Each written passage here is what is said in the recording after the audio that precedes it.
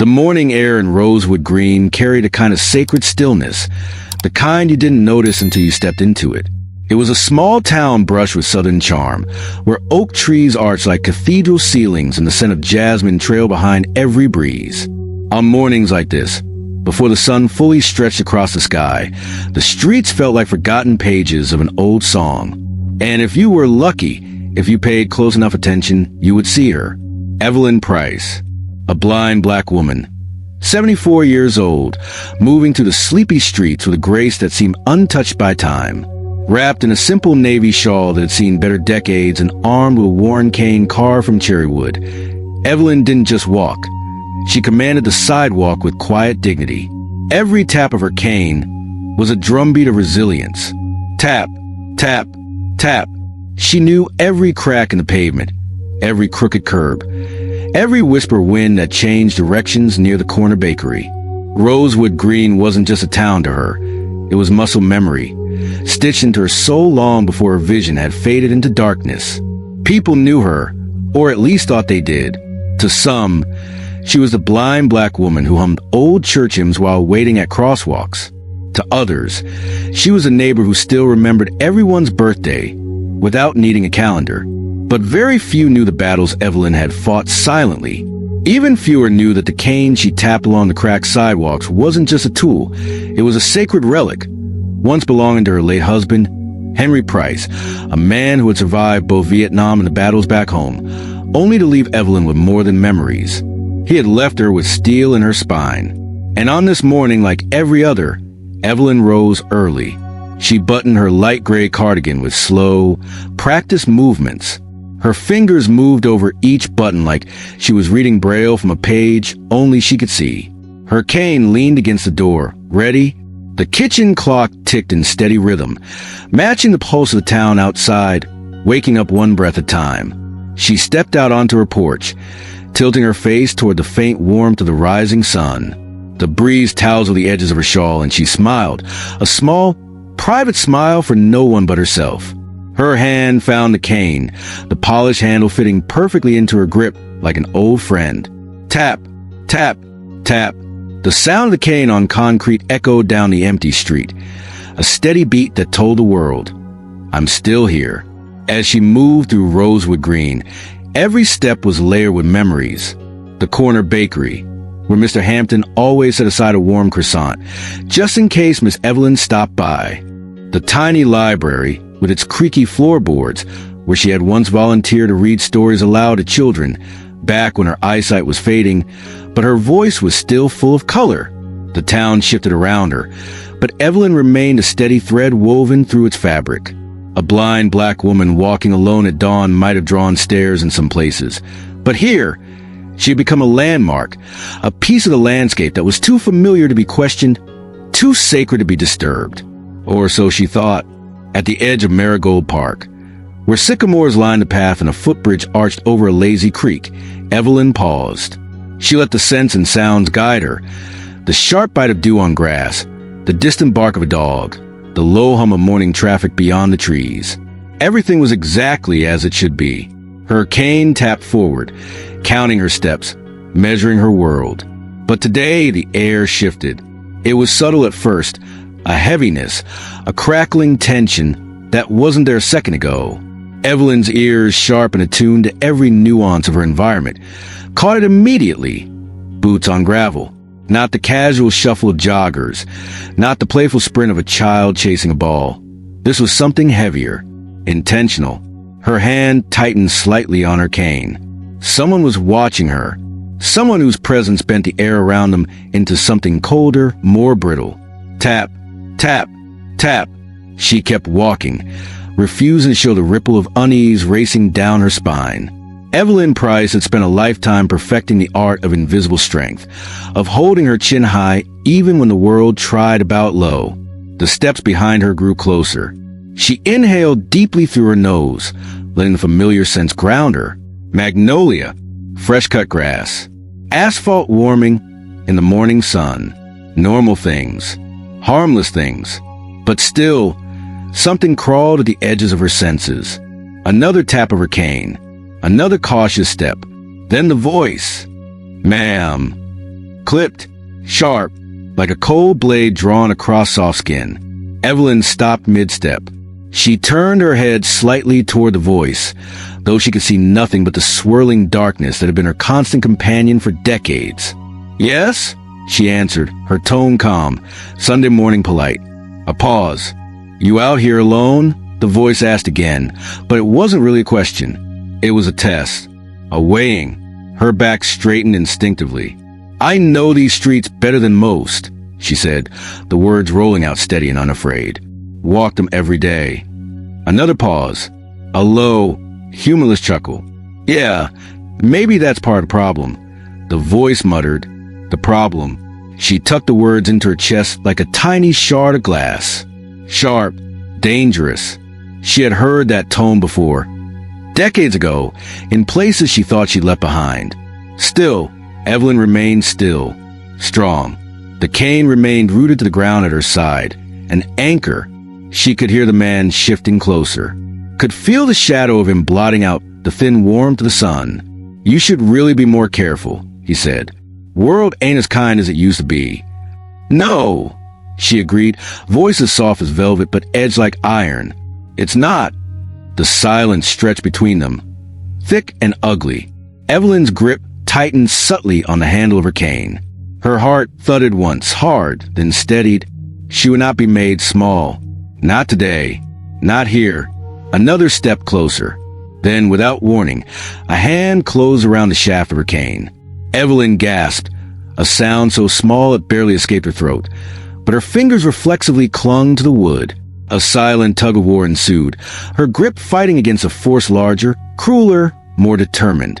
And then, crack! The sound split the morning air like a gunshot. Her cane, Henry's cane, the bridge between her and the world, broke cleanly in two. The pieces hit the sidewalk with a soft, almost mocking clatter. For a long heartbeat, Evelyn stood frozen. Her hand hovered midair, empty, trembling.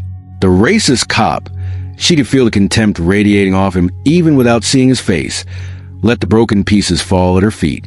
"Next time, ma'am," he muttered, his voice low and dripping disdain. "Don't get smart." And just like that, he turned on his heel and walked away. Evelyn didn't move. The world tilted dangerously around her. The sun burned too bright. The wind whispered too harshly. Every molecule of rosewood green felt colder. Around her, the town stirred, someone clearing their throat nervously. The creak of a bench as someone shifted awkwardly, but no one stepped forward. No one spoke. A blind black woman, a broken cane, and a public incident the world wanted to pretend hadn't happened. Slowly, painfully, Evelyn bent down.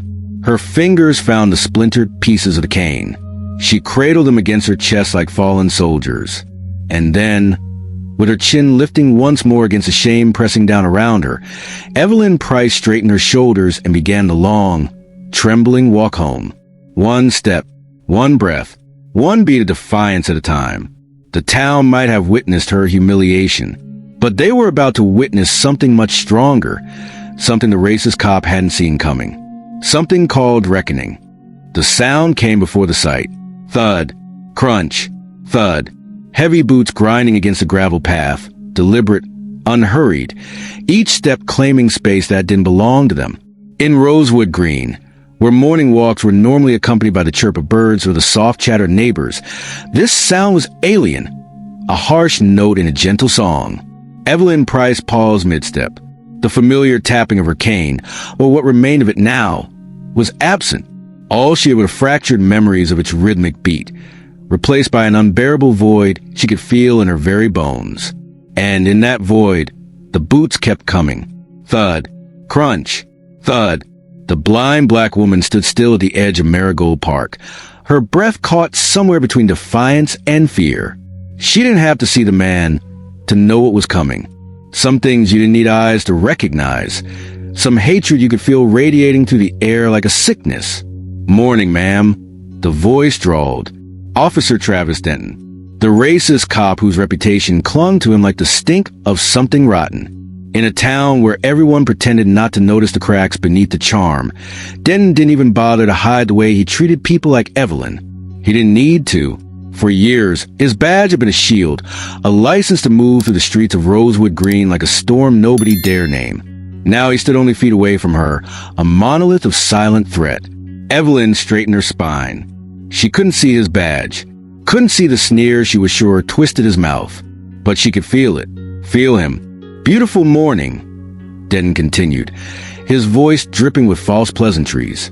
"Shame to see someone like you wandering alone." Evelyn tilted her head slightly. "I know where I'm going," she said, her voice firm despite the tremor in her chest. There was a long pause, not consideration, but of calculation. "You sure about that?" he asked. The words were casual, almost playful, but they carried an unmistakable edge, a warning dressed in a question. She gripped the broken handle of her cane tighter. A blind black woman standing alone against a racist cop was not a news story in America, but she had hoped, foolishly, that in her little corner of the world, she could be left in peace. Apparently not today. Denton stepped closer. The sound of his boots scraping the gravel was impossibly loud in the stillness, each step an intrusion. Evelyn could smell the leather of his belt, the faint hint of gun oil, the bitter tang of coffee on his breath. "You know," he said, circling her like a wolf sizing up its prey, "there's a lot of folks who think it's irresponsible, letting yourself walk around like this, alone, blind." He spat the word like it was an accusation. "Folks like me, we're here to keep people safe. But you," a deliberate pause, "you make it harder." Evelyn felt the words like bruises, each one intended to wound her pride, to force her to flinch, to apologize for existing. She didn't move, didn't speak, didn't surrender an inch. Her silence enraged him. She could hear it in the sharp intake of his breath, the stiffening of his jacket. "You think that cane makes you untouchable?" he hissed, the veneer of civility slipping away. Think again. Before she could react, before she could even brace herself, she heard the telltale scrape of movement, and then the unmistakable sound. Crack. Louder this time. More violent. Travis Denton's boot came down hard on the already broken remains of her cane, snapping the shaft in two again, grinding it beneath his heel like garbage.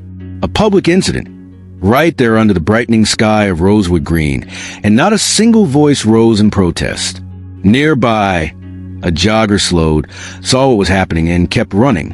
An old man walking his dog tugged his leash faster, head down.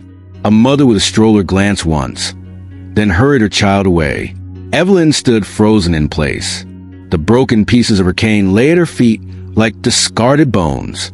Denton stepped closer still, until the cold metal of his badge brushed the sleeve of her sweater. "You're lucky, ma'am," he murmured.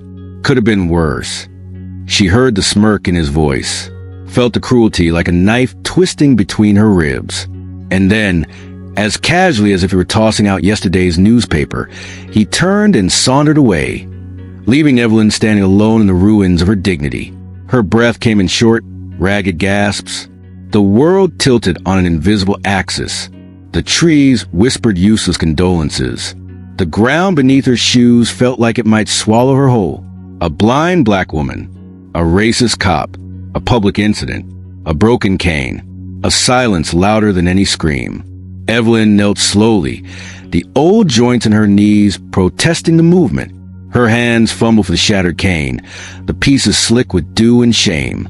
As she gathered them into her arms, something inside her, something that had long since grown used to enduring, snapped too, not in defeat, in resolve, because somewhere deep in the marrow of her bones, she knew this wouldn't be forgotten, wouldn't be buried under layers of whispered apologies and meaningless condolences. Not this time. Somewhere not far from where she knelt, unseen by Denton, a young man named Caleb Rivers had watched everything. Watched and trembled. Watched and recorded. His hands shaky, his heart pounding, but his conscience louder than his fear. He had captured it all. The crack of the cane, the cruelty in Denton's voice, the collective cowardice of Rosewood Green. He didn't know what he would do with it yet, but he knew this. Someone needed to see. Someone needed to hear. Someone needed to know what a racist cop had done to a blind black woman in public.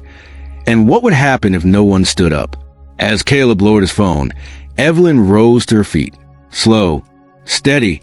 She clutched the broken cane against her chest like a battered flag and began the slow, painful walk home. But this time, she didn't walk alone. Not really. This time, the world had eyes. This time, the silence was breaking.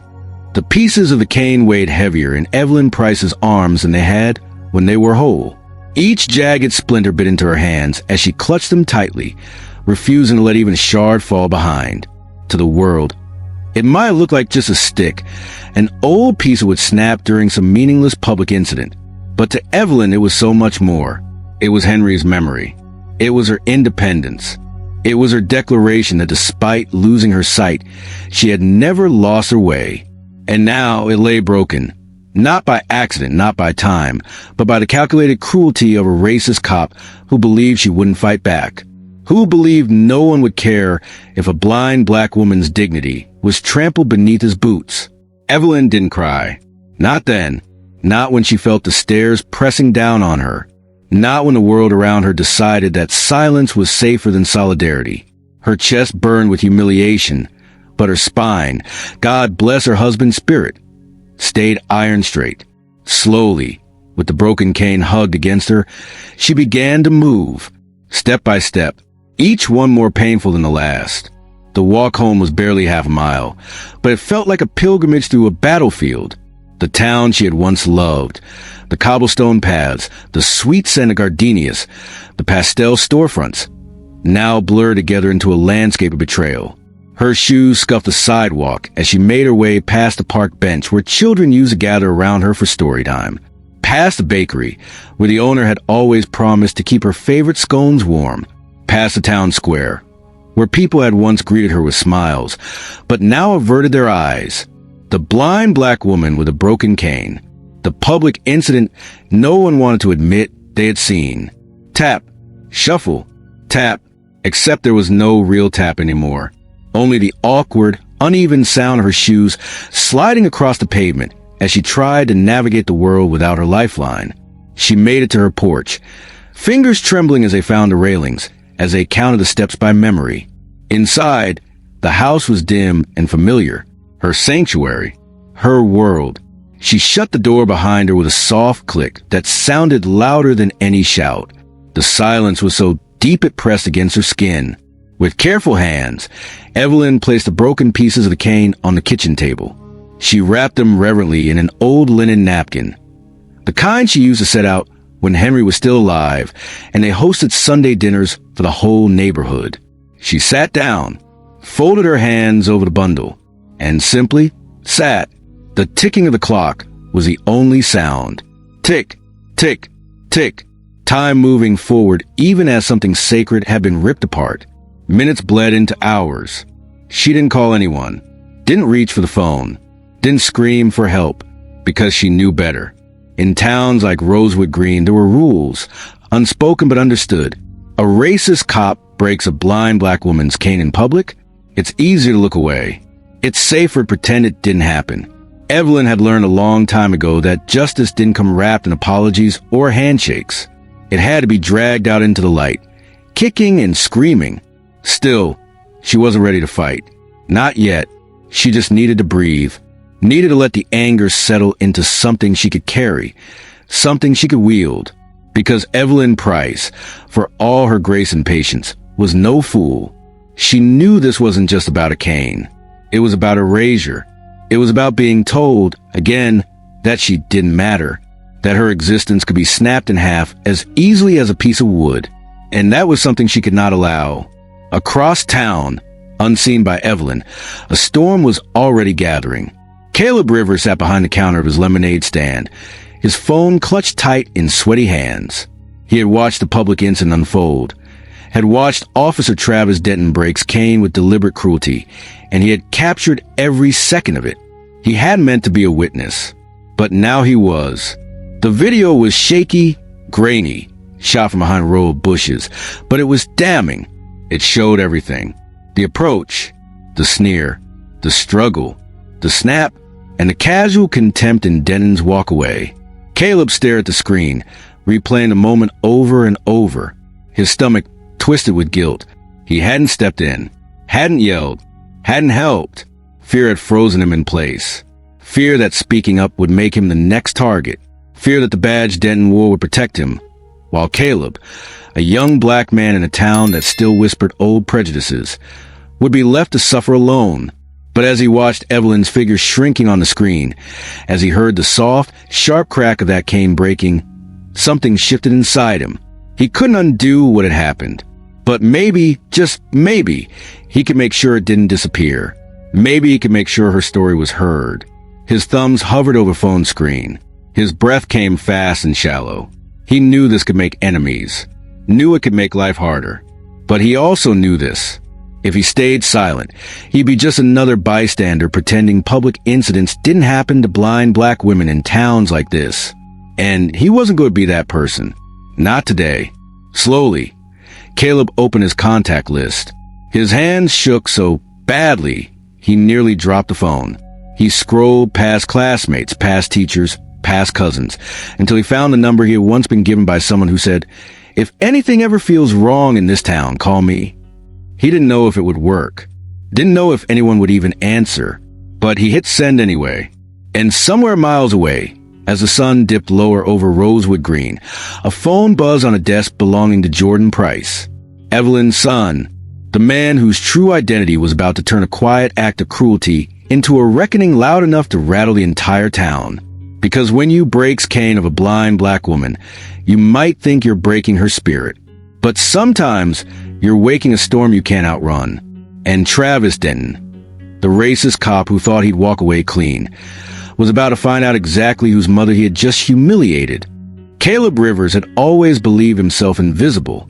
At 19, he was the kind of young man people passed by without a second glance, blending in the background, polite enough to avoid trouble, cautious enough never to invite it. His lemonade stand, a chipped wooden cart station at the edge of Marigold Park, was a familiar fixture in Rosewood Green.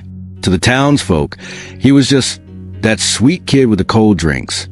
But today, Caleb was no longer invisible. Today, he had seen too much to pretend otherwise. Sitting on the overturned milk crate behind a stand, the phone still trembling in his hands, Caleb replayed the public incident again. He watched as Officer Travis Denton, the racist cop whose name carried more weight than most dared whisper, towered over Evelyn Price, the blind black woman everyone in town claimed to love, but no one had moved to protect. Caleb had captured it all. The cold way Denton approached. The way he seized her cane, ripping it from her grasp like she was nothing more than an inconvenience. The cruel snap of the brakes, cane echoing across the otherwise quiet park. The silence of the witnesses. That hurt almost as much. He lowered the phone into his lap, his throat dry, his heart hammering so hard it rattled his ribs. He knew the rules. You didn't challenge the system here. You didn't call out a racist cop unless you wanted to invite trouble to your doorstep. Rosewood Green had learned to keep its head down, its mouth shut. Survival was a quiet thing. Cautious smiles, unspoken apologies, walking faster when Boots approached from behind. But Caleb also knew something else. If he didn't act, if he stayed silent, he would be no better than the ones who watched Evelyn's humiliation and turned away. And he couldn't live with that. He sucked in a shaky breath and scanned the small crowd still lingering near the scene. A woman pushed a stroller briskly down the path, her face averted. A pair of joggers tied their shoes, avoiding eye contact.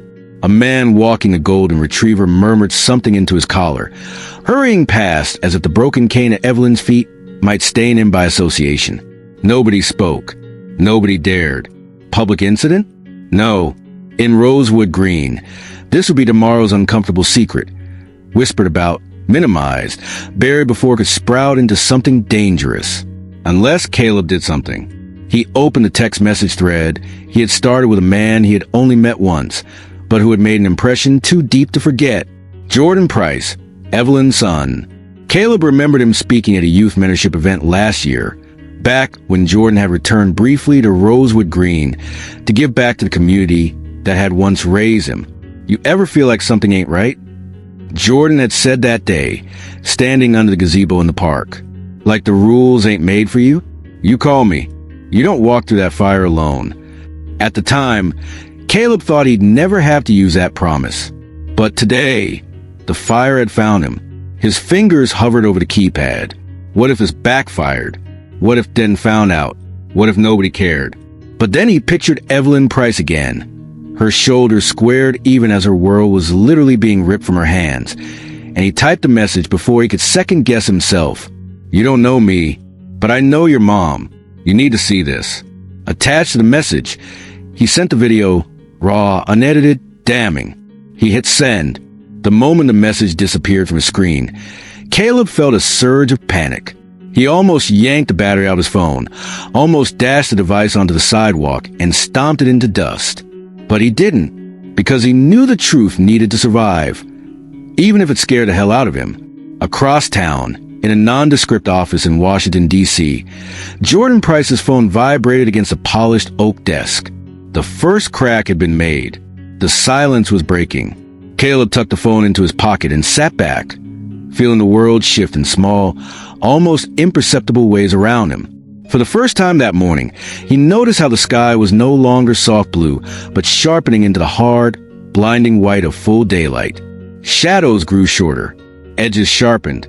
A day that had started with a familiar, cane tapping, sunlight drifting lazily through sycamores, had been cracked wide open, and nothing would ever be the same again. Behind him, the remnants of Evelyn's cane still lay abandoned on the sidewalk, the splinter halves mute but screaming in their own way, a symbol of what had been taken, a reminder of what needed to be reclaimed. Caleb closed the stand early that day. He packed up the lemonade jugs with shaking hands, stacked the plastic cups neatly, and wheeled the cart back to the storage shed behind his aunt's house. All the while, he kept glancing over his shoulder, half expecting to see Denton looming, badge flashing, voice dripping with threats. But the park remained deceptively peaceful. For now, back at home, Caleb sat in the dim light of his bedroom, blinds half closed, heart still racing. He knew that sending that message wasn't just dropping a pebble into a pond. It was setting off a landslide. He pulled his knees to his chest and pressed his forehead against them, breathing slow, deep measured. You did the right thing, he whispered to himself. You did the right thing. But right didn't always mean easy. In the growing darkness of his room, Caleb made himself a silent promise. No matter what came next, whispers, threats, fear, he wouldn't take back what he'd done. Because somewhere out there, a blind black woman was sitting in her kitchen, mourning the destruction of something sacred. And she deserved to know that at least one person hadn't looked away. At least one person had seen her, had seen everything. The blind black woman, the racist cop, the brakes cane, the public incident. Her son's true identity about to tear through the silence of Rosewood Green. A reckoning had begun, and Caleb Rivers, the quiet witness no one noticed, had just lit the match. The knock on Evelyn Price's front door came early the next morning. 3 sharp raps that broke the thin silence of her living room like a hammer through glass. Evelyn flinched where she sat, wrapped in her shawl, the broken pieces of her cane still lying like silent witnesses on the kitchen table. For a moment, she didn't move. In Rosewood Green, unexpected visitors didn't usually bring good news. Especially not when you were a blind black woman who had just survived a public incident with a racist cop the whole town would rather forget. Another knock. Louder. Firmer. Her heart picked up its pace, thudding hard against her ribs. She reached for the edge of the table, her fingers brushing the linen-wrapped remains of the cane like a talisman. Then, slowly, she rose from her chair and made her way toward the door, one hand trailing the familiar grooves in the wall for guidance. She paused a few feet from the entrance. "Who is it?" she called, her voice steady but wary. A woman's voice answered, brisk, professional. "Detective Laura Jennings, ma'am. Georgia Bureau of Investigation. I'd like to speak with you, if I may." Evelyn hesitated. She hadn't called anyone. She hadn't even told half her church friends what had happened yet. Had James? Had someone else? The gears in her mind turned, cautious. Still, something in the woman's tone, clipped but not unkind, nudged her forward. Evelyn unlatched the door and opened it just a crack, enough to let the morning light slant in across the floorboards. She couldn't see the woman, of course, but she could sense her. Standing square, calm, no nervous shuffling, no heavy-handed authority dripping off her like so many others. "I'm not here to make trouble," the detective said, as if reading Evelyn's mind. "I'm here because trouble already found you." Evelyn's fingers tightened on the doorframe. "What's this about?" she asked. Detective Jennings shifted slightly, her badge glinting in the light. "It's about Officer Travis Denton," she said. "It's about what he did to you, and about what he's done before." The words hung between them, heavy as lead. Evelyn opened the door a few inches wider. "Go on," she said quietly. Jennings stepped back respectfully, giving Evelyn the space to decide. "I'd rather not talk on the porch," she said. "May I come in?" After a moment's pause, Evelyn nodded and stepped aside. The detective entered, careful to announce her movements so Evelyn could track them. A small courtesy, but one that didn't go unnoticed. They sat in the living room, the late morning sun struggling through the half-closed curtains, casting everything in soft, muted gold. Jennings didn't waste time. "There have been 3 complaints against Officer Denton in the last 12 months, she said, flipping open a worn leather notebook. "All involving excessive force. All involving people of color. None of them stuck." She tapped her pen lightly against the page, the rhythm sharp and impatient. "No witnesses. No footage. No one willing to testify. Until now." Evelyn folded her hands in her lap, feeling the weight of those words settle deep in her chest. She had always suspected that her humiliation wasn't the first. Now she knew it for certain. Jennings leaned forward slightly. "We have a video this time," she said.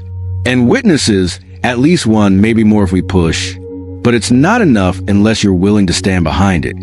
Evelyn swallowed hard. "You want me to testify?" she said flatly. Jennings didn't flinch. "I want you to tell the truth," she said. "And I want to make sure it's heard." The words were simple. The implications were anything but. Evelyn wasn't naive. She knew what came with challenging a system designed to protect its own, especially in a town like Rosewood Green, especially when the system wore a badge and a smug smile. The backlash would be swift. The whispers would multiply. The invitations would dry up. The quiet ways the town could punish her would spread like ivy choking a wall. Jennings must have seen the hesitation flicker across her face, because she added, voice low and serious, "I won't lie to you, Mrs. Price. It's going to be hard.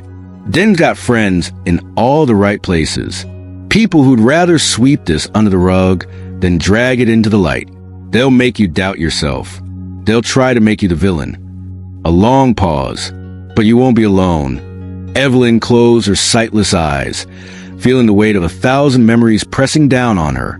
Henry's laugh in the kitchen, rolling biscuits with their son Jordan at his side. The day she first realized she was losing her vision, and the stubborn way she'd learned to navigate the world without it. The Sunday morning she stood taller than anyone else, humming hymns no one dared interrupt. She had survived worse than whispers. She had survived worse than isolation. And she hadn't survived at all just to let her dignity be trampled in broad daylight without a fight. She reached out, her hand brushing against the edge of the coffee table, where the broken cane still lay wrapped in cloth. She tightened her grip until her knuckles ached. Then she lifted her chin, facing the unseen weight of the detective's gaze head on. "I'll do it," she said, her voice soft but steady. "I'll tell them what he did." Jennings exhaled slowly, a whisper of relief threading through her controlled demeanor. "Thank you," she said simply. They sat for a moment in the golden silence. 2 women, one scarred, one hardened, bound by the simple, stubborn belief that truth still mattered. Jennings rose, leaving her card on the table. "I'll be in touch," she said. "And if you need anything at all, you call me, day or night." Evelyn nodded once. As the detective left, the screen door creaking softly behind her, Evelyn remained seated, the broken cane across her lap like a relic. She knew what she had agreed to, knew it wouldn't just be a courtroom battle. It would be a battle for her name, for her dignity, for every blind black woman who had been told to keep walking, to keep swallowing the injustice like bitter medicine. And she was ready. Outside, the town buzzed with the ordinary sounds of life.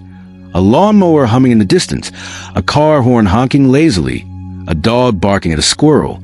But beneath it all, Evelyn could feel something shifting. The air tasted different. sharper. The silence that had once cloaked Rosewood Green like a second skin was beginning to crack. And this time, she would be the one driving the first wedge. The vibration of Jordan Price's phone felt like a pin dropped into a cathedral.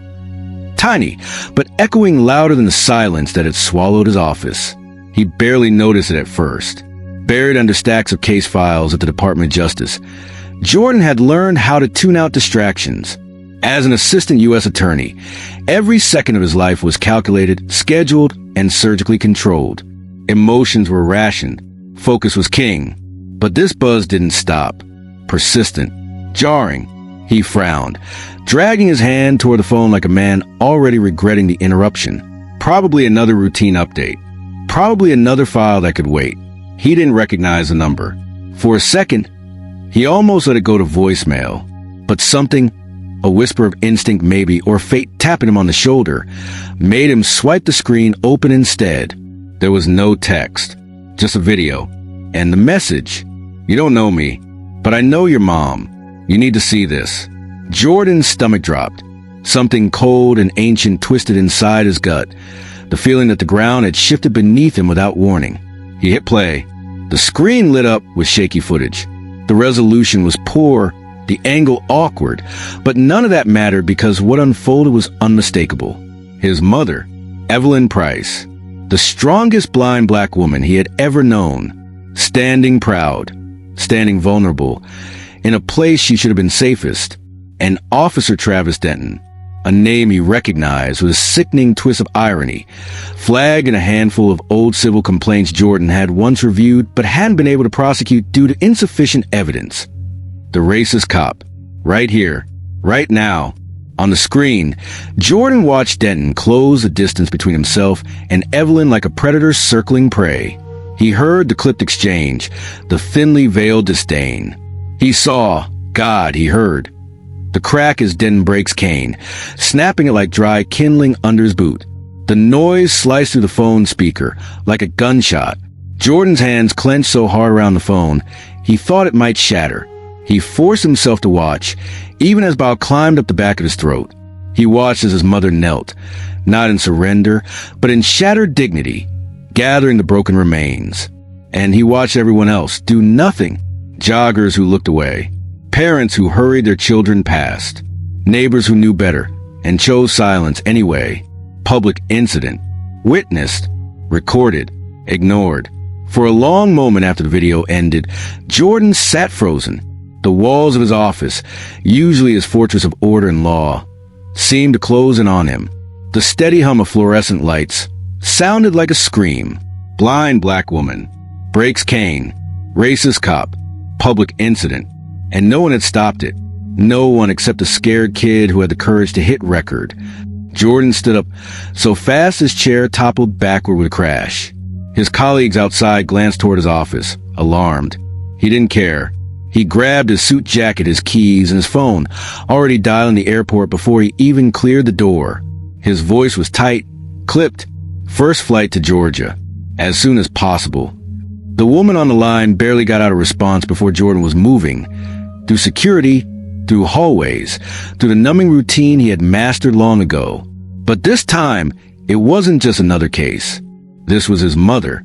This was Evelyn Price, who had taught him how to tie his shoes by feel when he was 3 years old, who had walked into school every day, rain or shine, even when her eyesight had first started to fail, who had told him in 1,000 quiet ways that blindness wasn't weakness, and that dignity wasn't optional.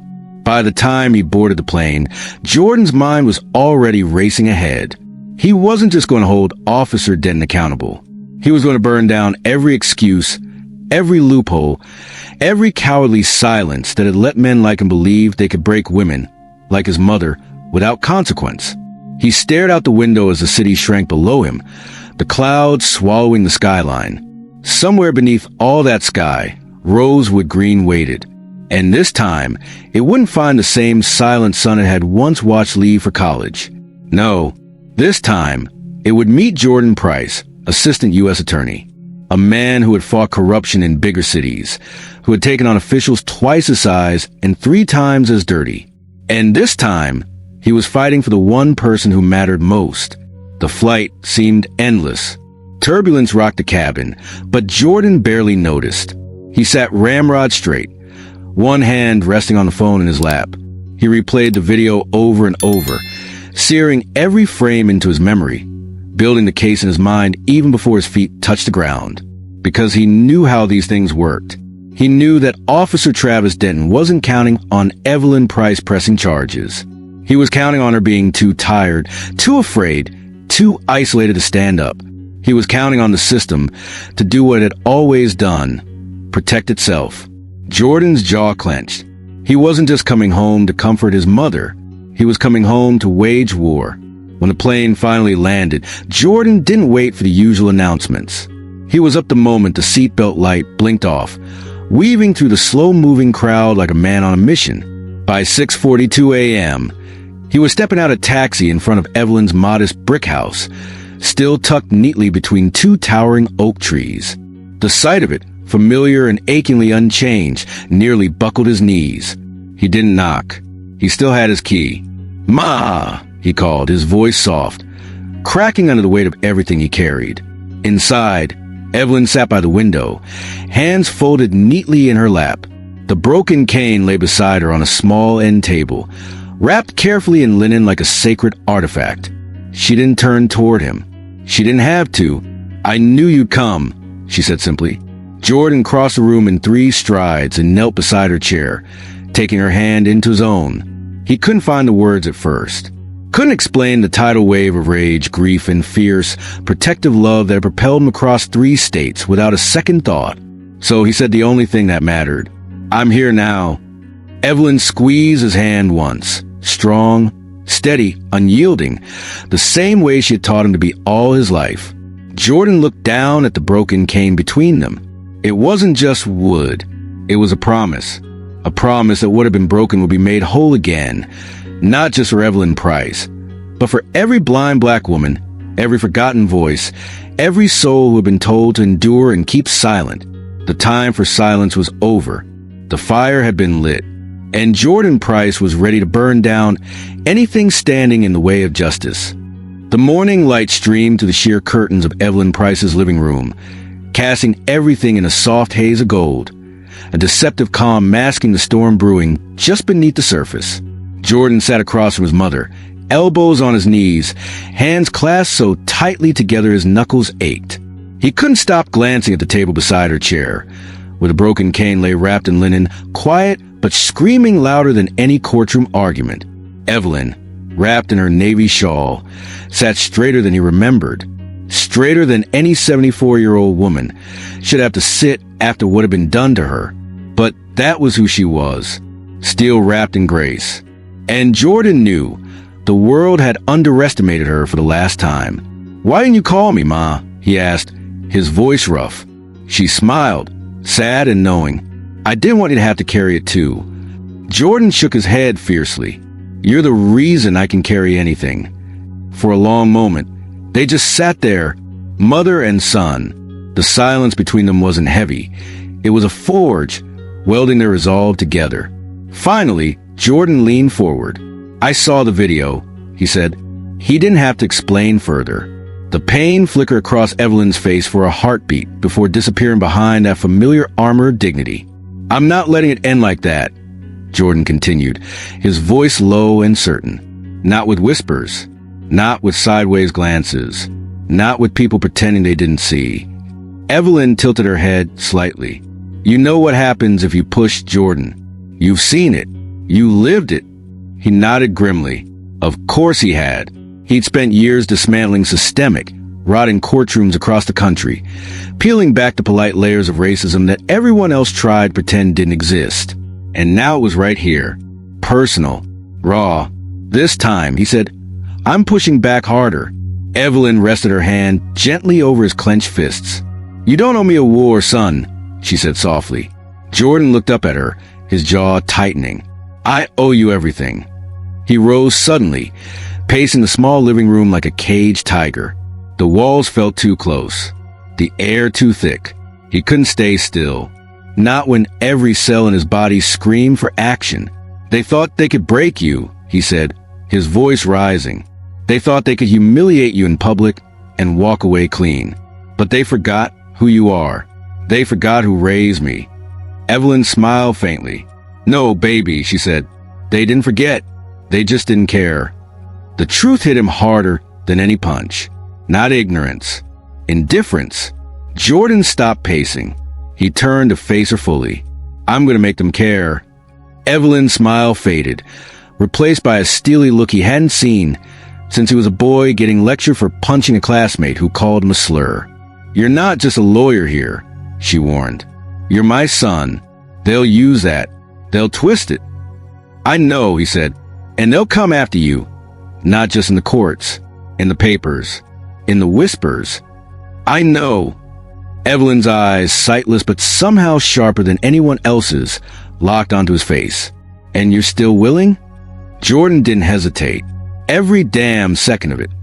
The room seemed to hum with the certainty in his voice. This wasn't just a case.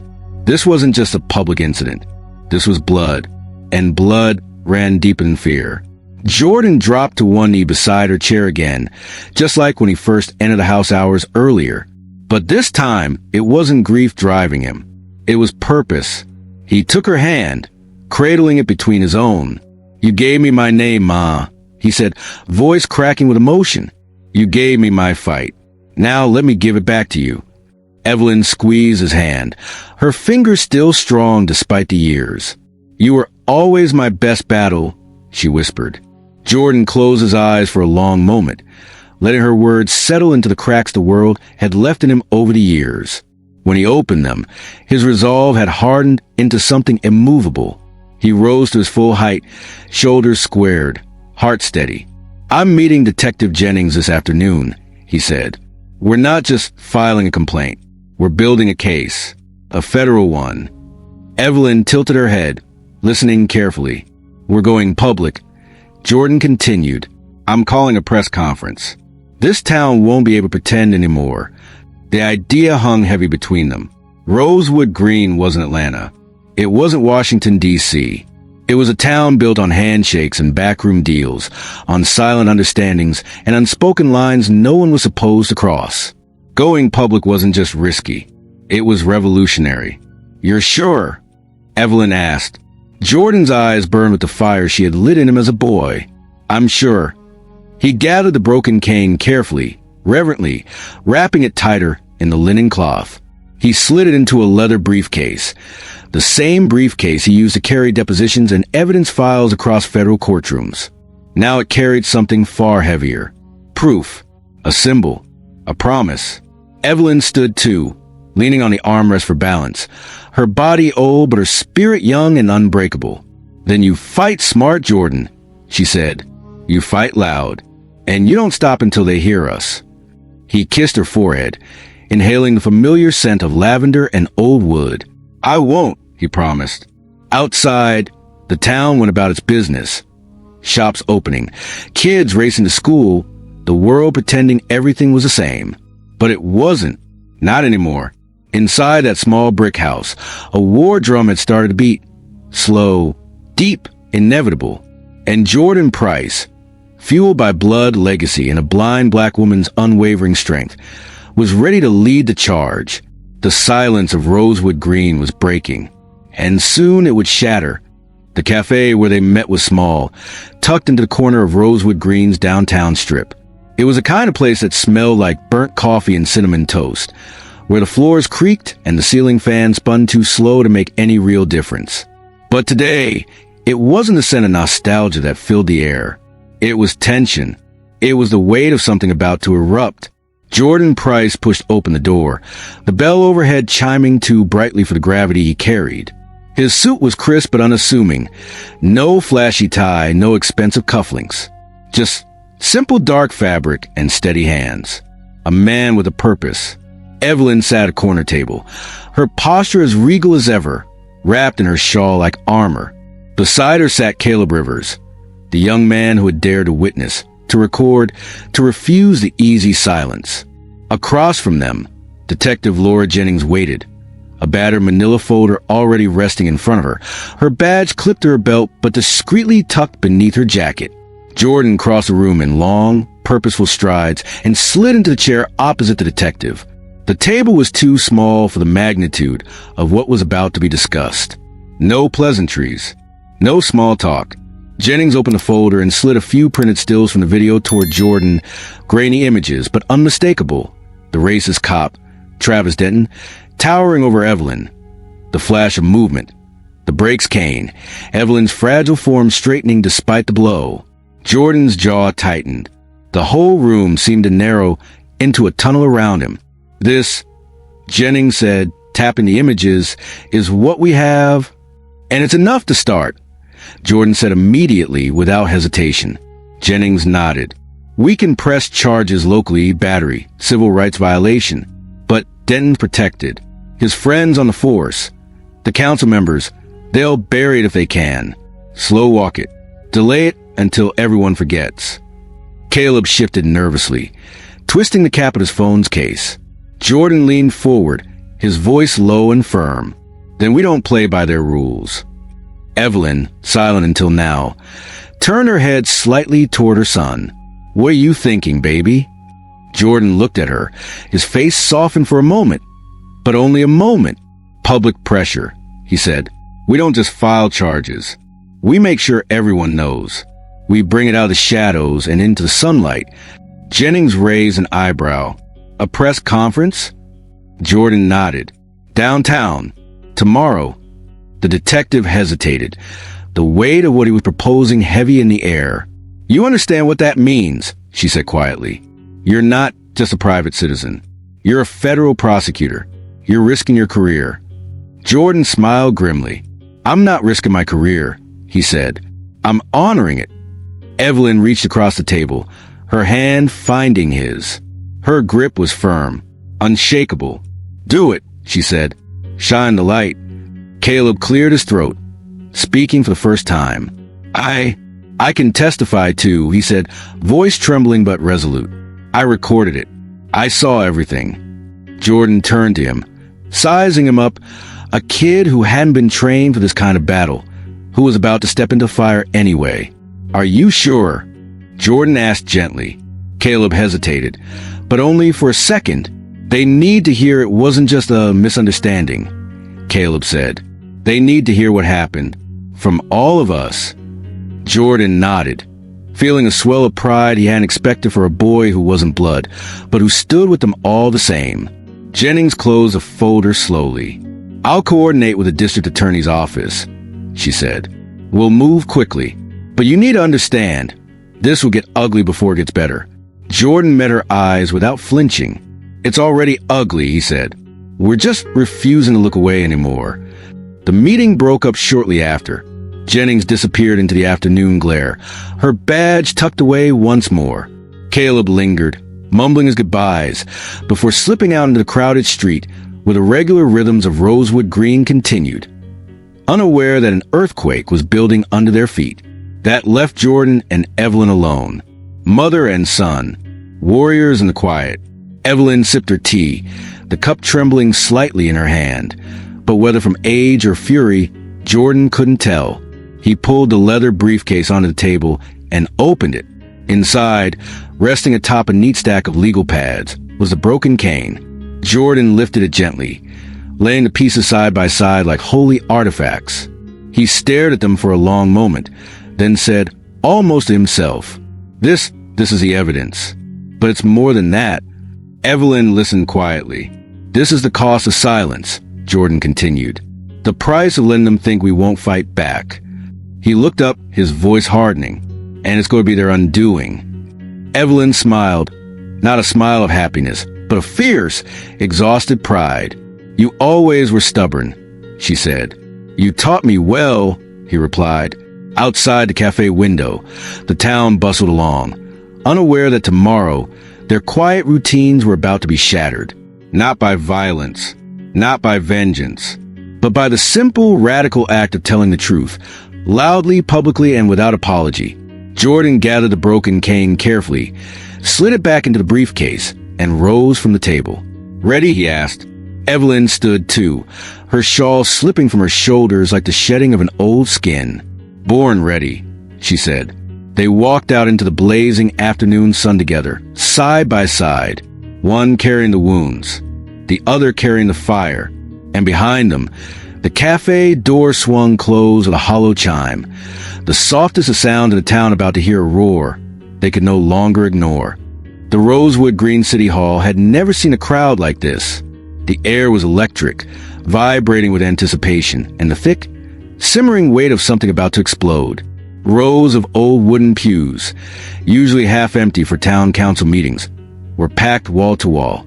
Elders with church fans, teenagers with cell phones clutched tight, business owners in starched shirts, housewives in sneakers and ponytails. A community that usually whispered was gathered today to hear someone finally speak. Jordan Price stood near the back of the room, his shoulders squared, his briefcase clutched in one hand. Evelyn sat quietly in the second row, her new polished oak cane resting across her lap, her head held high. Beside her, Caleb Rivers fidgeted nervously, a bundle of raw nerves wrapped in borrowed courage. At the front of the chamber sat the town council, a half-circle of men and women who wore polite neutrality, like ill-fitting masks. In the center, under the glaring lights, sat Officer Travis Denton, the racist cop.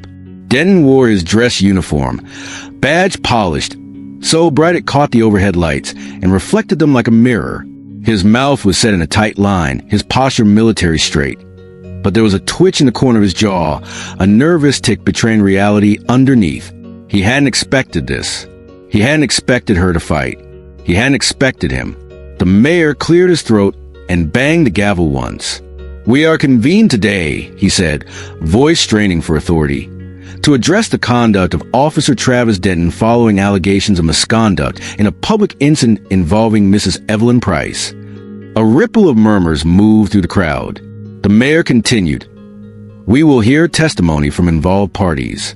Any disruption will not be tolerated." Jordan moved, not rushed, deliberate. Each step toward the podium was a declaration. He didn't wear a badge, didn't flash a title, didn't need to. The very weight of who he was and who he represented filled the room. He reached the microphone and paused, letting the silence stretch until the anticipation was almost unbearable. "My name," he said, his voice cutting clean to the charged air, "is Jordan Price." A few faces twitched in recognition. Most didn't. Yet, and I am not just the son of Evelyn Price, the blind black woman humiliated in this very town square during a public incident you all would have happily swept under the rug. The murmur sharpened into a buzz. Jordan's voice didn't waver. "I am an assistant United States attorney, serving in the Department of Justice for the last 8 years. Now the room gasped, a collective intake of breath so loud it seemed to shake the windows. Her son's true identity had been revealed. Not just a grieving son, not just an angry black man seeking vengeance. A federal prosecutor, a weapon the system had forged, now turned against the system itself. Jordan let the revelation settle. He saw the council members exchange nervous glances, saw Denton's shoulders stiffen. He pressed on. "I have spent my career prosecuting abuse of power, from crooked police departments to corrupt city halls," he said, eyes scanning the room. "And what I saw happen to my mother, the blind black woman who was treated as less than human by a man sworn to protect her, was not just misconduct." His voice hardened, sharpened into something lethal. It was a violation of her civil rights. It was a hate crime, and it will be prosecuted, whether you act or not. The mayor shifted uncomfortably in his seat. Jordan dropped the bomb he had been holding. "We have video evidence of the public incident. We have eyewitness testimony. And if necessary, we have the federal government ready to intervene." Another ripple, this one louder, panic disguised as polite whispers. Jordan turned to face Denton directly. "You thought you could break her spirit by breaking Cain. You thought no one would stand up. You thought wrong." Denton's face darkened. His lawyer, seated 2 rows back, leaned forward, whispering urgently. Jordan turned back to the council. "I am submitting a formal request for Officer Denton's immediate suspension pending criminal charges," he said. "And if this council fails to act, I will be taking the matter to the U.S. Attorney's Office for federal prosecution." He paused, letting the magnitude of his words settle like dust after an explosion. And make no mistake, the entire country will be watching. The mayor tried to regain control. "We appreciate your passion, Mr. Price, but..." Jordan cut him off smoothly. "This isn't about passion. It's about law. It's about justice. And it's about whether Rosewood Green has the courage to face itself." The room held its breath. For a moment, the entire world seemed to balance on the edge of a blade. Then Evelyn rose slowly from her seat. She didn't say a word. She didn't have to. She simply stood tall, proud, unbroken, her new cane shining under the fluorescent lights. The crowd followed her lead. One by one, they rose to their feet. Caleb, the baker's wife, the old barber who used to cut Jordan's hair. Teenagers who had only seen Evelyn from a distance, but now understood the battle she fought. An entire town standing, silently declaring, "We see her. We believe her. We will not be silent anymore." It was a moment no badge could erase. No lie could diminish. No fear could suppress. Officer Travis Denton, the racist cop who had thought himself untouchable, now sat alone at his table, the full weight of the community bearing down on him like a mountain. The council conferred hastily. Sweat beaded the mayor's forehead. They had no choice. Not anymore. After what felt like an eternity, the mayor banged the gavel once more. "Effective immediately," he announced, voice shaking. "Officer Travis Denton is suspended without pay pending a full criminal investigation." The room erupted, not in cheers, not in chaos, in something stronger, something deeper. Resolve. Jordan stepped away from the podium and made his way back to his mother. He didn't have to say anything. She already knew. Blood runs deeper than fear. And today, finally, justice had started to run deeper than silence. The dust hadn't even settled inside Rosewood Green City Hall when the real tremors began. Word spread like fire through dry grass. Officer Travis Denton, the racist cop who had walked the streets of Rosewood Green with arrogant impunity, was finally suspended. Not because he slipped up. Not because someone powerful decided enough was enough. Because a blind black woman stood her ground. Because her son's true identity shattered the armor of silence that had protected men like Denton for generations. By sunset, the town square was buzzing, not just with gossip or curiosity, but with something rarer, with courage. It started small, the way revolutions always do. At the bakery, Mrs. Elva Matthews, 82 years old and barely 5 feet tall, told a stunned local reporter how Officer Denton had once accused her of stealing a pie she had already paid for, humiliating her in front of half a town. "I didn't say anything back then," she confessed, wiping her hands on her apron. "Didn't think anyone would listen, but maybe it's time someone did."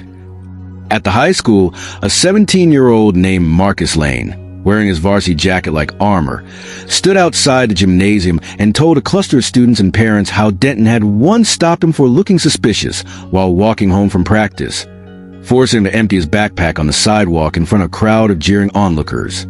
"I thought I was the only one," Marcus said, voice cracking. "Thought maybe it was just me. It wasn't just me." And at the local community center, a group of teenagers created a handwritten banner that stretched across the front entrance. Justice for Evelyn. Justice for all.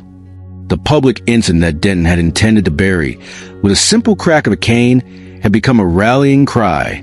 Jordan Price watched it unfold from a bench across the street, his hands folded tightly in his lap, his heart pounding with a complicated blend of pride and sorrow. He hadn't orchestrated this. He hadn't needed to. The truth had simply been waiting, desperate for the spark. And today, it had caught fire.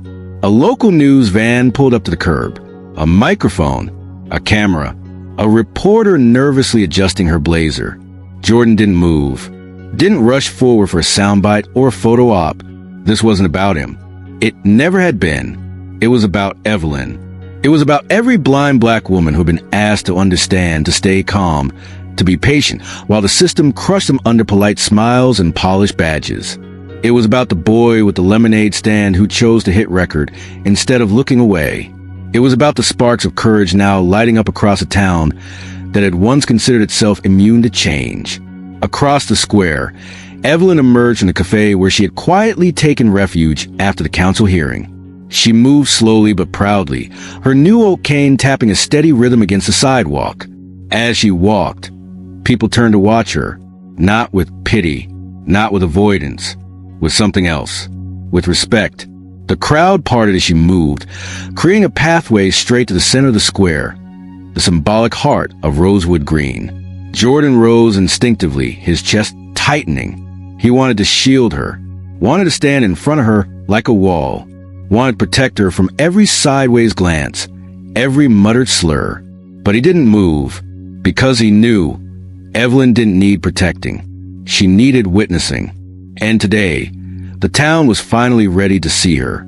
She reached the center of the square and stopped, her cane tapping once, then twice, before she lifted her chin to the sky. The sun dipped low, casting her in a halo of light. A teenager with a skateboard in one hand and a phone in the other stepped forward hesitantly.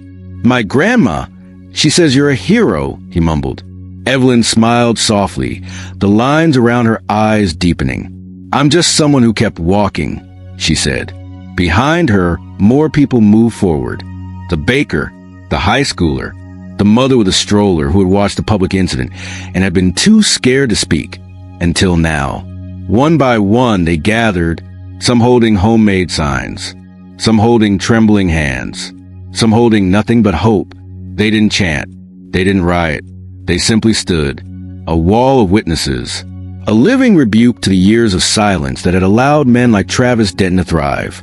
Jordan moved closer, standing at the edge of the crowd, his heart hammering so hard he could feel it in his fingertips. Detective Laura Jennings appeared beside him, her hands shoved into the pockets of her blazer, her face grim but lit by something fierce. "You did this," she murmured. Jordan shook his head slowly. "No," he said. "She did." The news cameras pivoted, capturing it all. The sight of Evelyn Price, blind black woman, standing proud at the epicenter of a town's overdue reckoning. Somewhere deep inside City Hall, Den must have felt it too. The shift, the fracture, the beginning of the end. Because it wasn't just about his suspension anymore. It was about the system that had allowed him to believe he was invincible. It was about every silent no finally turning into a deafening enough. Jordan watched as Evelyn lifted her cane and tapped it once, twice, 3 times against the pavement.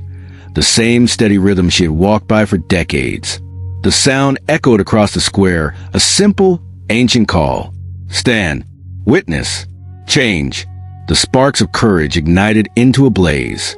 And Rosewood Green, stubborn, scarred, resistant Rosewood Green, finally began to burn clean. The hearing room inside the Rosewood Green City Hall felt different now. Gone was the stale indifference that usually hung over town meetings like heavy humidity. Gone was the safe, comfortable distance the council once enjoyed from the consequences of their silence. Today, the air was charged, sharp, electric, like the sky before a lightning strike. Jordan Price stood again before the town council, his posture unshakable. The broken cane now carefully displayed inside a clear evidence case atop the oak table beside him. It gleamed under the lights. A silent witness. A splintered relic of a public incident too violent, too visible, too real to deny. Behind Jordan, the crowd filled every available seat. Evelyn sat in the front row, flanked by neighbors, friends, and strangers who now called themselves witnesses, because they had chosen to be. The mayor, looking 10 years older than he had the day before, cleared his throat. "We have reviewed the evidence," he began, his voice thin and brittle. His hands trembled slightly as he shuffled the papers in front of him. Papers that couldn't soften the truth caught on video, that couldn't erase the collective roar of a town no longer willing to look away. Councilwoman Ramirez, usually so diplomatic it hurt, leaned into her microphone. "There is no ambiguity here," she said, voice steady. "The public incident involving Officer Travis Denton, the breaking of Mrs. Evelyn Price's mobility cane, and the gross misconduct displayed. It demands action." Jordan watched them, stone-faced. They weren't doing this out of moral clarity. They were doing it because the whole world was now watching. Social media, national news outlets, civil rights organizations. The spotlight burned, and cowards couldn't survive under that kind of heat. Another council member, Mr. Prescott, A man who had once dismissed allegations against Denton with a casual boys will be boys shrug spoke next. The council recommends immediate and indefinite suspension of Officer Travis Denton without pay, Prescott said, stumbling slightly over the words. And, effective immediately, we are forwarding all investigative materials to the Federal District Attorney's Office for criminal review. The room held its breath. Then, a slow exhale rippled across the crowd. Not cheers, not clapping. Something heavier, something sacred. Vindication. Jordan didn't move. He stood there, breathing it in, feeling the shift in the air. The wall had cracked. The silence had bled. And justice, real justice, had found its first foothold in Rosewood Green. The mayor fumbled for the gavel, banging it once to finalize the verdict. This council stands adjourned. But no one moved. Not yet, because outside those walls, something even bigger was happening. Through the glass windows lining the chamber, Jordan could see them. The townspeople who hadn't been able to get a seat inside but had come anyway. Standing, waiting, watching. Young fathers with toddlers on their shoulders. Grandmothers with canes of their own. Students with protest signs scrawled in black marker. Across the street, taped to the windows of the bakery, was a simple, handwritten message. We believe Evelyn. The doors of City Hall creaked open. The crowd outside pressed closer, holding their breath as Jordan emerged into the light. For a moment, there was silence. And then, applause. It wasn't frenzied. It wasn't chaotic. It was powerful. It was unified. It was for Evelyn. Jordan turned and extended his hand to his mother. Evelyn Price rose slowly, her new oak cane tapping once against the ground for balance. She took Jordan's hand and stepped forward. The applause swelled, like waves building on a distant shore and crashing onto land at last. Reporters snapped photos. Microphones jostled forward. But Evelyn didn't look at them. She didn't need their validation. She simply stood, a blind black woman who had refused to bend, refused to cower, refused to be erased. Jordan leaned toward her, his voice barely above a whisper. "You did it, Ma," he said. "You broke the silence." Evelyn smiled, small, soft, unshakable. "We all did," she corrected gently. Across the crowd, Jordan saw Caleb Rivers, the boy who recorded the first crack of justice with nothing but a trembling hand and a phone. He saw Mrs. Matthews, holding a church fan with a photo of Evelyn printed on it now, like a saint of quiet resistance. He saw Marcus Lane, still wearing his varsity jacket, a fierce pride shining in his eyes. The system hadn't crumbled. Not yet. But today it had buckled. Today, Rosewood Green had been forced to look itself in the mirror, and it had flinched. Jordan tightened his arm around his mother's, anchoring her as they moved slowly through the sea of people. Each step was heavy with meaning. Each tap of her cane against the pavement was another crack in the old walls. As they reached the steps leading down to the square, a small girl, no more than 6 or 7, slipped out from the crowd. She held up a homemade sign, almost too big for her to carry. In childish, wobbly letters it read, "Strength walks here." Evelyn paused, smiling wide enough that even her clouded eyes seemed to shine. She reached out, her hand brushing the sign lightly. And in that moment, Evelyn Price, the blind black woman whose cane had been broken during a public incident no one initially dared to stop, became more than a victim. She became the beginning of a new story. One written not in whispers and shame, but in courage and solidarity. Jordan stood beside her, feeling the weight of history shift onto new shoulders. It was not a final victory, but it was the kind of moment revolutions were built on. Small, quiet, unforgettable. The sun rose slowly over Rosewood Green, painting the sleepy town in soft gold and quiet promise. For the first time in a long time, the light didn't just reveal the familiar cracks in the sidewalks or the weathered paint peeling from the shop fronts. It revealed something deeper, something new, hope. At the edge of Franklin Square, under the towering oak tree where everything had once been broken, now stood a new bench. Simple, strong, and gleaming in the fresh morning light.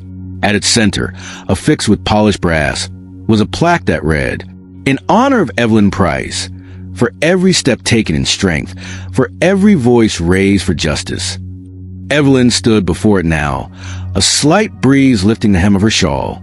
Her new cane, polished oak, sturdy, with her initials carved into the handle, tapped once, twice against the pavement as she steadied herself. She didn't need anyone's help. Not today. Jordan stood a few feet behind her, hands in his pockets, heart in his throat. He watched as his mother slowly reached out and ran her fingertips over the plaque, letting her touch translate what her eyes could not see. The crowd that had gathered, neighbors, friends, strangers who had become family in the fires of recent days, fell into a respectful hush. No one needed a speech.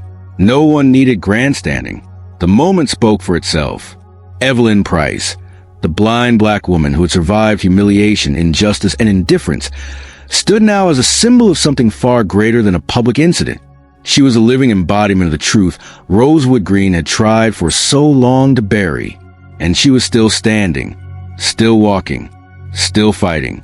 The mayor had offered to host a formal dedication ceremony, speeches, photo ops, reporters. Evelyn had politely declined. "This isn't about politics," she had said. "This is about people." So instead, it was simple, just the way she wanted it. A town coming together not because they were told to, but because they chose to. Across the square, kids played tag near the fountain. A man handed out free lemonade from Caleb Rivers' old stand, now renamed Justice Sips. An elderly couple sat holding hands, the woman wearing a "We Believe Evelyn" pin on her cardigan. Change, real change, didn't come with parades. It came with mornings like this. Small, quiet, unmistakable. Jordan stepped forward finally, joining his mother by the bench. "You ready to sit?" he asked, voice low. Evelyn turned her head toward him, smiling that quiet, unstoppable smile. "Not yet," she said. "I think I want to walk first." Jordan's throat tightened. "You sure?" She chuckled, soft, musical, stronger than steel. "Baby, if I survived all this, a few more steps won't break me." With that, Evelyn tapped her cane once against the ground and began to walk slowly along the edge of the square. Jordan moved to follow, but then stopped. She needed an escort. She needed space. Freedom. The very thing she had fought for. So he stood there, watching her go. The figure of his mother, small but mighty, moving steadily beneath the rising sun. Each tap of her cane against a stone was like a heartbeat, a drumbeat of survival and defiance. A reminder. Behind him, he heard soft footsteps approach. Detective Laura Jennings. She came to stand beside him, her hands shoved into the pockets of her jacket, her eyes following Evelyn's path. "You know," she said quietly, "we get so used to losing these battles. It's easy to forget sometimes that we can actually win." Jordan nodded. "It's not a win yet," he said. "It's a beginning." Jennings smiled faintly.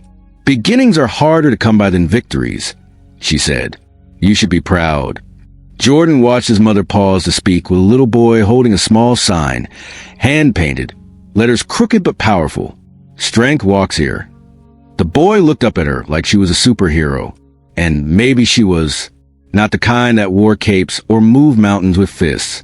The kind that moved mountains one steady, unwavering step at a time. The kind that taught a town to see what it had once chosen to ignore. The kind that taught a son to fight not with anger, but with purpose. Jordan felt a hand on his shoulder and turned to see Caleb Rivers, standing a little awkwardly, still clutching his ever-present ball cap in his hands. "Thank you," Caleb said simply. Jordan smiled.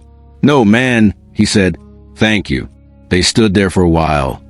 Three very different people bound by the same fire, watching Evelyn carve her legacy into the square with every step she took. Later that afternoon, as the sun dipped low and the town slowly returned to its new rhythm, Evelyn sat on the new bench for the first time. Jordan sat beside her. Neither said anything for a long time. They didn't have to. Finally, Evelyn spoke, her voice low and thoughtful. "Your father used to tell me," she said, "that survival's a quiet thing. People think it's about screaming and fists. But sometimes it's about just taking the next step, even when you're scared, even when it hurts." Jordan nodded, his throat thick. "And now," Evelyn continued, "They're walking with me." She tilted her face toward the sun, feeling its warmth on her skin. "That's the legacy," she said softly. "Not what we survive, but what we inspire." Jordan took her hand gently. "I love you, Ma," he said. "I love you too, baby." Across the square, life moved on. Kids playing, neighbors chatting, dog barking. But beneath it all, a new current flowed. Respect, awareness, change. Because one blind black woman refused to be invisible. Because a son refused to stay silent. Because a community, battered, broken, and stubborn, finally chose to open its eyes. The cane tapped once more against the sidewalk. A soft sound. A powerful sound. The sound of a town learning how to walk forward, one steady step at a time. And somewhere deep inside, Evelyn Price smiled. Because she knew this was only the beginning. If this story moved you, if it made you feel, think, or hope, don't let it end here. Help us keep these voices alive. Please take a moment to like this video, share it with someone who needs to hear it, and subscribe to our channel for more stories that speak truth, inspire courage, and spark real change. Your support isn't just a click. It's a stand for justice, dignity, and hope. Thank you for walking this path with us.